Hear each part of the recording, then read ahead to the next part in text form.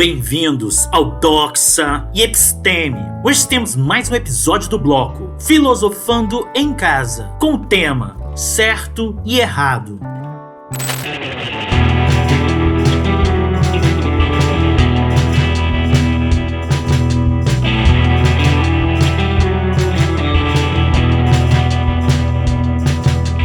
É certo usar embriões humanos em pesquisas médicas que possam salvar vidas no futuro? Ou lutar em uma guerra por uma causa justa, mesmo que isso provoque a morte de civis inocentes? É errado que algumas pessoas vivam na riqueza, enquanto outras, em outros lugares, estão morrendo de fome? Ou que os animais não humanos sejam abatidos para fornecer alimento para os seres humanos? Questões de certo e errado, do que é moralmente bom e moralmente ruim, são a preocupação central da ética, ou da filosofia moral.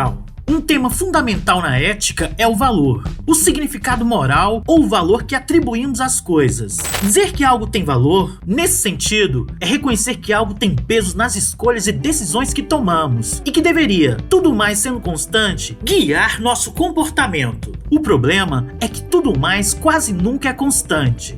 Quando os valores se chocam, valores entram em conflito, levando ao debate moral e estabelecendo dilemas morais. Tomemos o exemplo da pesquisa envolvendo embriões humanos. Quase todos atribuem valor substancial à vida humana. E quase todos acham que os seres humanos não devem ser usados, explorados, ou como diria Kant, tratados apenas como um meio para um fim. No entanto, esses valores parecem entrar em conflito nesse tipo de pesquisa. O objetivo é claramente salvar ou melhorar vidas. E ainda assim, os seres humanos, sem dúvida, são explorados no processo. Somos puxados em direções diferentes, com razões aparentemente convincentes, tanto para apoiar essa pesquisa, quanto para se opor a ela. Como muitas vezes acontece, nesse caso, não são tantos valores em si que estão em questão, mas sobretudo, os fatos envolvidos no debate é que geram controvérsia, especificamente o status dos embriões humanos. Uma questão factual, embora espinhosa, que, é claro, divide opiniões.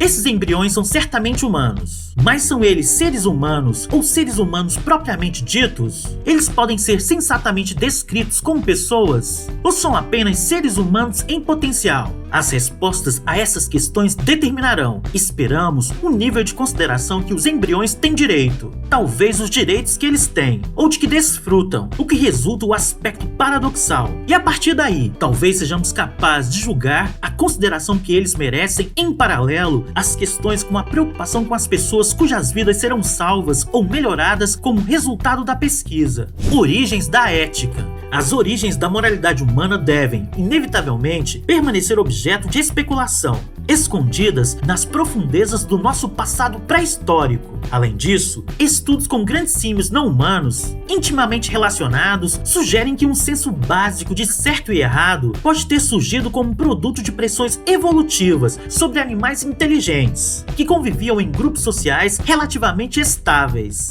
Nesses grupos, os benefícios evolutivos da reciprocidade e cooperação em atividades como limpeza e coleta de alimentos dependem da minimização da trapaça. Definição de trapaça: indivíduos que ganham benefícios sem retribuí-los. E a melhor forma de evitar esse tipo de trapaça, ao que aparece, é identificar aqueles que cometam um crime e impedi-los de reincidir, mediante a punição ou a exclusão do grupo.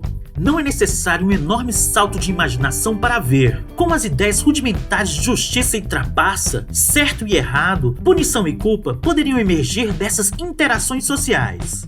Subindo a Torre de Marfim.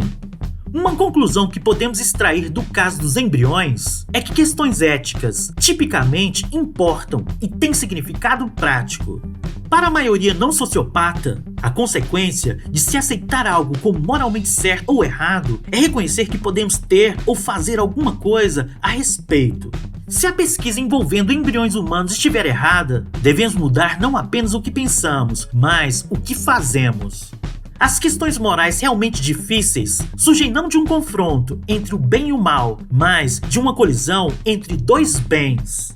A constatação de que a ética trata principalmente de questões do mundo real parece óbvia demais para ser dita, se não fosse o fato de os próprios filósofos terem às vezes parecido esquecê-la.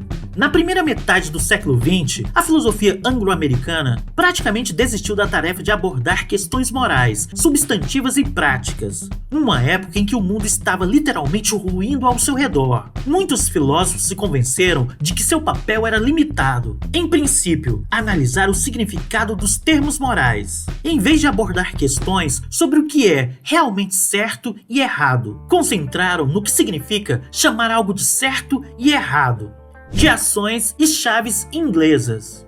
Quando falamos sobre a chave certa, chave inglesa, não estamos atribuindo uma qualidade intrínseca a ela. Em vez disso, estamos dizendo que as mandíbulas têm um tamanho correto para se adequar a uma porca específica, e que ela possui uma propriedade relacional e não intrínseca, o que a torna a ferramenta certa para o trabalho. Não faz sentido dizer que a chave está certa em si mesma. A sua exatidão depende de sua adequação à resposta a uma necessidade ou interesses humanos específicos. Um furacão de ar quente filosófico foi impelido na tentativa de decidir, basicamente, se o que vale para chaves também se aplica às ações. Digamos, matar é intrinsecamente errado por si só, ou se precisamos considerar o contexto e o resultado do ato de matar apenas e também para decidir se isso é certo ou errado?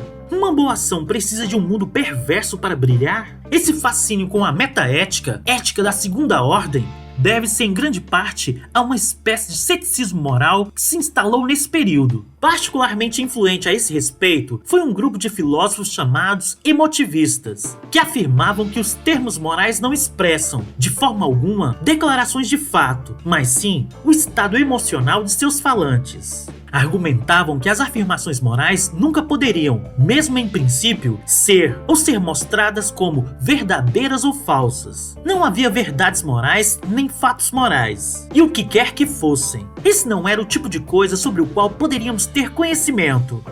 De volta à realidade.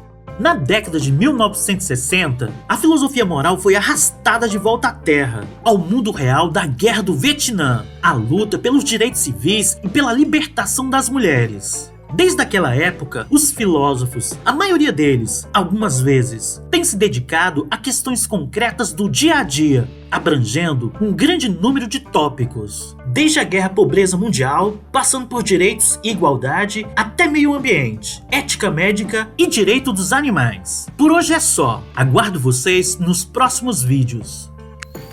Oi, caso você tenha gostado do vídeo, dê um like, assine e compartilhe com os amigos. Todo comentário é bem-vindo. Forte abraço e vitória sempre!